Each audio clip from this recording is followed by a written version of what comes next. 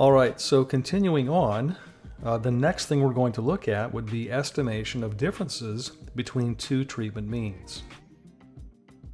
So what we want to look at now would be a difference between two treatment means. And I'm using the notation here mu sub j minus mu sub j prime, where j and j prime are different. All right, so this is the kind of thing we're wanting to estimate here. So for example, mu1 minus mu2, mu3 minus mu5, or whatever.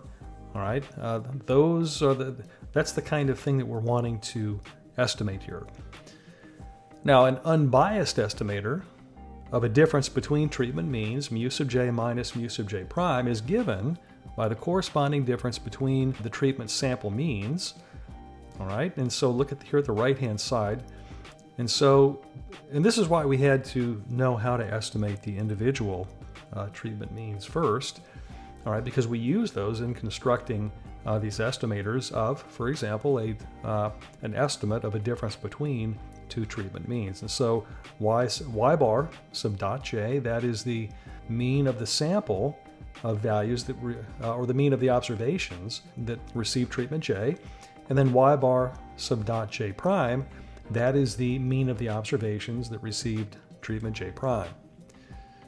And because each of those is an unbiased estimator for the corresponding treatment mean, that is how we come up with an unbiased estimator for the difference between the two treatment means. And so this notation here on the left-hand side, mu sub j minus mu sub j prime with a big hat on top. Okay, that's the notation that we'll use for the estimator for the difference between those two treatment means. That is given by, or it's equal to, mu hat sub j minus mu hat sub j prime, which again is the difference between the corresponding sample means, the means of the samples receiving treatment j and treatment j prime.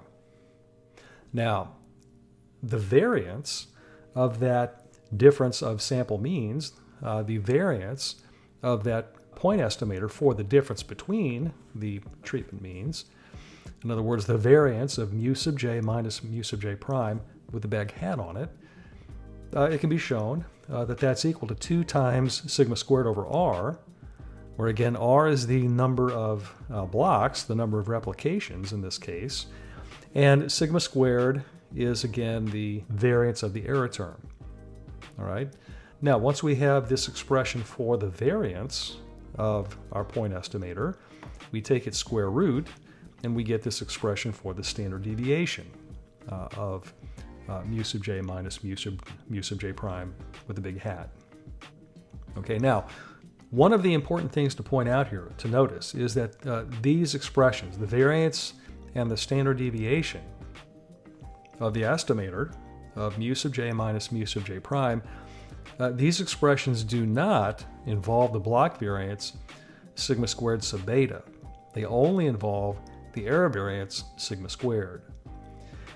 This is the reason why we do blocking in the first place, because when we make comparisons or test hypotheses about or make inferences about the treatment means where we're comparing the treatment means as we are via this difference, okay, when we're doing it like this, the variability due to blocks gets filtered out, all right? And because it's filtered out, that is why the variance and standard deviation for this estimated difference do not involve the block variance. It only involves the error variance.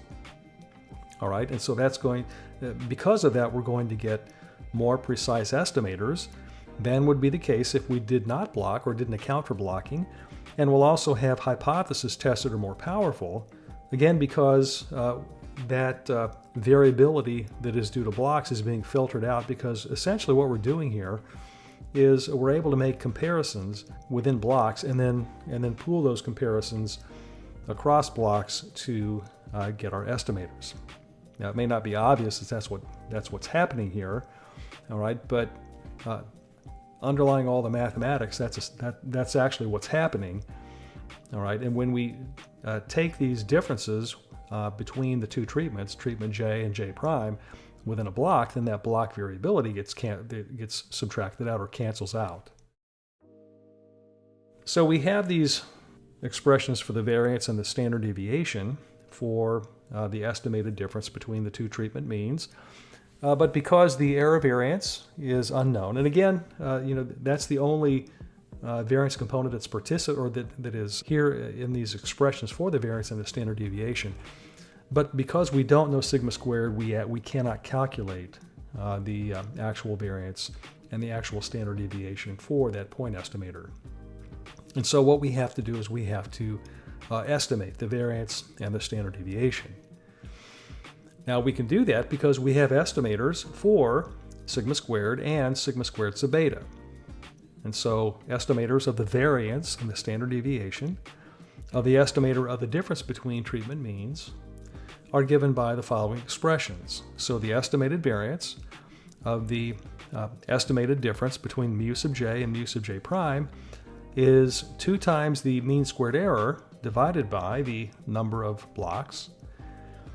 And the estimated standard deviation for the estimated difference between mu sub j and mu sub j prime would then be the square root of that. So the square root of 2 times the MSE from the ANOVA table divided by R, the number of blocks. Now, it turns out that in this case, we are able to find the interval coefficient in order to construct confidence intervals. All right, the number of, let me just back up here a second. Because the estimated standard deviation for the estimated treatment difference only involves the mean squared error, okay, which again is the case because the variance and standard deviation of this estimated difference only involves sigma squared. Because of that, the reference distribution, or the distribution from which we get the interval coefficient, is the t-distribution with degrees of freedom equal to the degrees of freedom for the MSE, which you'll remember were equal to r minus 1 times t minus 1. And so that is the distribution from which we get the interval coefficient for our confidence intervals. And so if we wanted to construct a 1 minus alpha times 100% lower confidence limit for mu sub j minus mu sub j prime, then here is the formula for computing that. All right, and we've plugged in the values here so that we have a very explicit expression for that lower confidence limit. If what we were after was just an upper confidence limit alone for mu sub j minus mu sub j prime, then instead of subtracting, all right, the margin of error, we would add the margin of error to the point estimate. Okay, and again, in both cases here, the interval coefficient, the t-value, comes from the t-distribution with r minus 1 times t minus 1 degrees of freedom.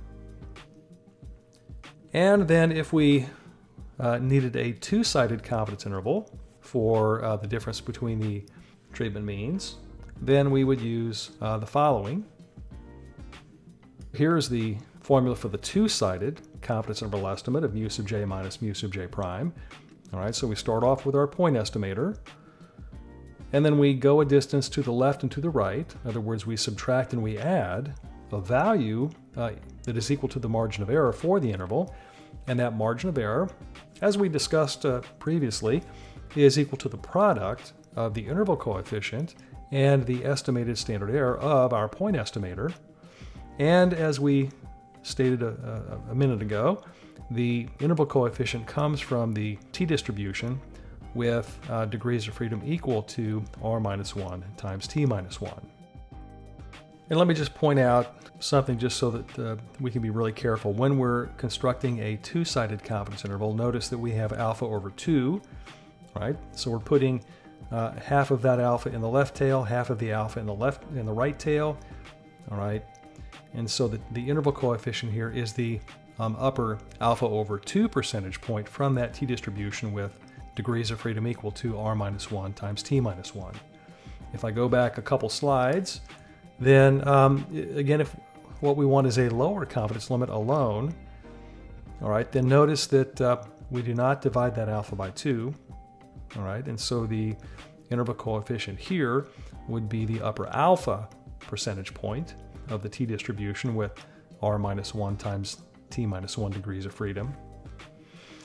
And then finally, if what we wanted was an upper confidence limit alone for mu sub j minus mu sub j prime, then again, we don't divide the alpha by 2. So the interval coefficient would be the upper alpha percentage point of this t-distribution with r minus 1 times t minus 1 degrees of freedom. All right, so that's the procedure for computing both a point estimate and a confidence interval estimate for a difference between two treatment means. All right, and so we'll pick up the next scenario in the next lecture video.